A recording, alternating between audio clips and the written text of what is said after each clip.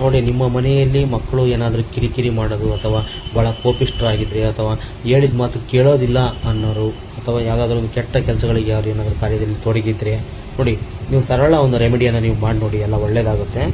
ಏನಂದರೆ red sandal ಪೌಡ್ರನ್ನು ತೊಗೊಂಡ್ಬಿಟ್ಟು ಆ red sandal ಪೌಡ್ರಿಗೆ ಅಥವಾ ಕೆಂಪು ಏನು ಕುಂಕುಮ ಅಂತ ಕರಿತೀವಲ್ವ, ಅದರ ಜೊತೆಗೆ ಹನಿ ಜೇನುತುಪ್ಪವನ್ನು ನೀವು ಬೆರೆಸ್ಬಿಟ್ಟು ನೋಡಿ, ಅವರ ಕೈಯಾರೆ ಯಾರು ಹಠ ಮಾಡ್ತಿರ್ತಾರಲ್ಲ ಅಂತರ ಮಕ್ಕಳ ಕೈಯಾರೆ ನೀವು ಶಿವಲಿಂಗಕ್ಕೆ ನೀವು ಅದನ್ನ ಅರ್ಪಿಸ್ಬೇಕಾಗುತ್ತೆ. ಶಿವಲಿಂಗಕ್ಕೆ ಅವರ ಕೈಯಾರೆ ಅವ್ರನ್ನ ನೀವು ಅದನ್ನು ಅರ್ಪಿಸ್ಬೇಕಾಗುತ್ತೆ.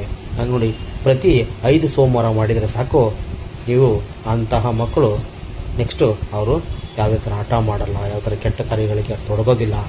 ನೋಡಿ, 5 ಸೋಮವಾರ ಮಾಡೋದ್ರಿಂದ ಅದು ಆದಷ್ಟು ಬೇಗ ಅಂಥ ಮಕ್ಕಳು ಗುಣಮುಖರಾಗ್ತಾರೆ ಅಂತೇಳಿ ನಾನು